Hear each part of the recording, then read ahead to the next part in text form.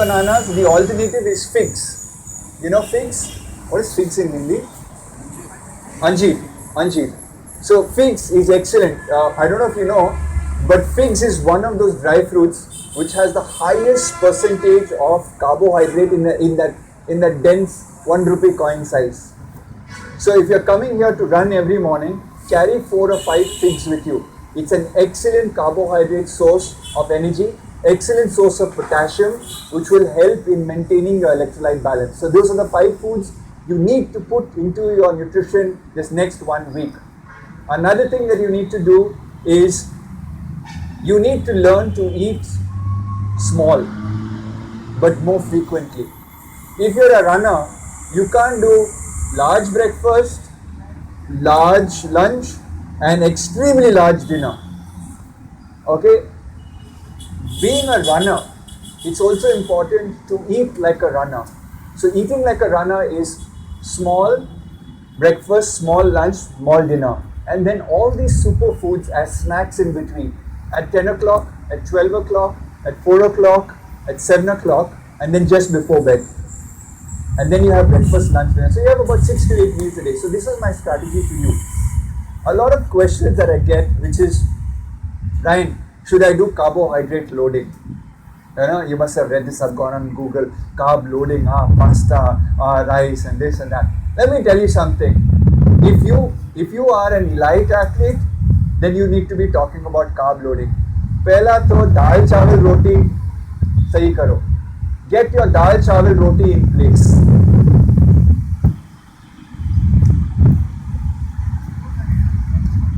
No, this is wind feedback. He's saying it's hawa. Okay. So, where was I? I got dal chawal roti. Okay, fine. So get the roti in place. Okay. So people say, should I eat pasta? I have clients who don't even know what pasta is. They're asking me which bar is that. You know. So here's the thought process. Don't worry about carb loading. Okay. What you need to be doing is, if you're having a banana, if you're having a milkshake in the day, your carbohydrates will automatically load. Okay. The most important thing that I want most of you to do is look at getting enough of protein at the end of the day.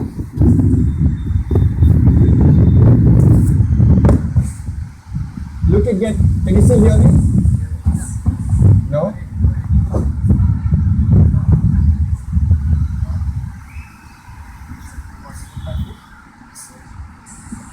Okay.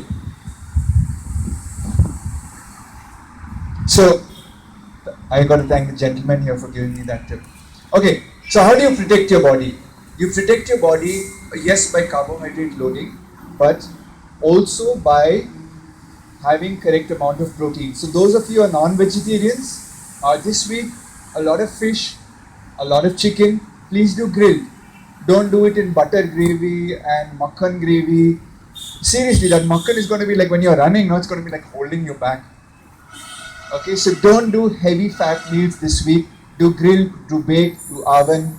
Okay, these are the type of foods you need to be doing this week. The day of the run, it's very important the day of the run, the previous night, you eat a good meal. Now that good meal could be brown rice, could be white rice, okay, could be chapatis. Important thing is, whenever I tell new runners, the previous night meal should have enough of fiber. And people look at me very quizzically. But everyone says do carb loading, everyone says good take root protein, why are you talking about fiber? I have a lot of people who come back to me who are first time runners. Ryan, I went for the race but my stomach was full, I couldn't go to the toilet at 5 o'clock in the morning. So here's the thought process. Get enough fiber the previous night also. So remember I told you about figs? Yeah? Figs, prunes, okay? If you don't get that, go to the pharmacy, get isabgol, take two spoons of that, put it into your glass of water, drink that. The reason is when you get up at 5 o'clock in the morning, you need to clear your bowels. Imagine running on a full stomach, yeah? And you know what I mean by full stomach. It's gross, I know, but runners come, nutrition is a very, very important aspect. You need to run on an empty stomach. So, important, get enough fiber the previous night. I repeat, figs, prunes, isabgol, these are things that will get in there. Do I have a glass of milk the previous night? Yes, please do. I can't have a glass of milk, have a mango lassi the previous night. Okay? Now, the day of the race, why I say get up at 3 o'clock in the morning? Your breakfast is going to not be there before the run. So your last meal was dinner. Therefore, you're running on an empty tank. You get my point? You're running on an empty tank. So the thought process is, you can get up at 3 o'clock in the morning, set your alarm 3 o'clock in the morning, have a glass of milk, and go back to sleep. The milk is helping you hydrate, give the right amount of carbohydrates and protein to your body, and then you get up at 5 o'clock in the morning, get ready for the race, and come in. Now, what you could do at 5 o'clock is, my favorites are almonds. Very easy to digest, badam. Soak them the previous night. Soak them because you want an easier digestion of the badams. Okay. Some raisins, kismis. Okay. So do about a handful, a really big, wholesome handful. Okay. And wheat flakes. Yeah, wheat flakes, not cornflakes. Don't do cornflakes. Do wheat flakes.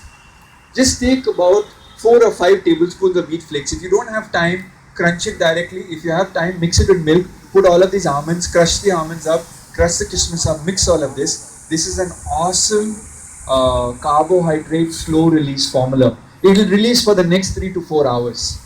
Okay? And pop in an egg over there at 5 o'clock.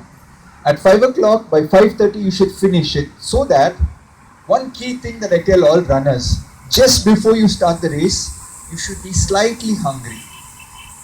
It means the food has cleared from your stomach. Otherwise, what happens when you're running?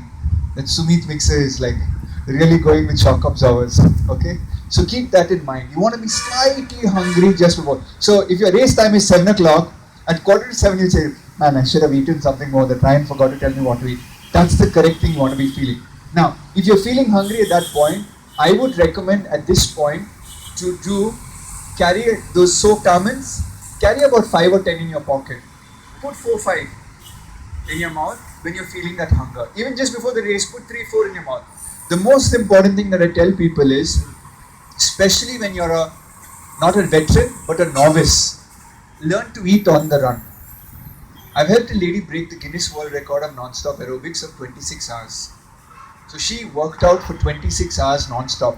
Our biggest problem was teaching the body to accept food without shutting down.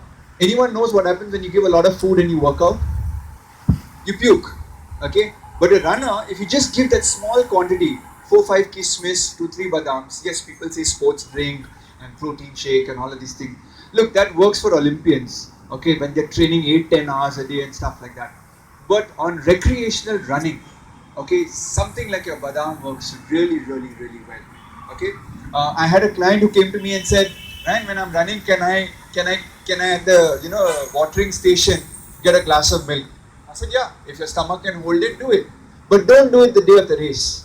For the next week of running, see if you can do that as you're running.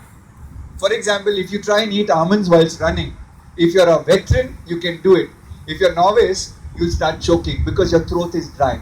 So a veteran would do this. Have a sip of those of you on the camel packs. Have a sip of water, and then pop in the badam. And as you're running, you're chewing on it. 2 of them. Then go and have another sip of water. Those of you who are novice, go easy. Stop. Have a sip of water. Okay. You have a lifetime of running to do. I repeat, you have a lifetime of running to do. You have a lifetime of eating to do. So go easy. Don't become James Bond overnight. Okay? So this is the thought process with the previous night's meal. Okay? Then the day of the run, you need to do the badams and all. People ask me, should I have idlis for breakfast? Should I have my dosa and then go? Listen, there is no harm if you eat 1.5 hours before the run. My only food for thought for you is, can you hold that in your stomach and run for 10 kilometers? I leave that thought to you. If you're comfortable, by all means have your breakfast.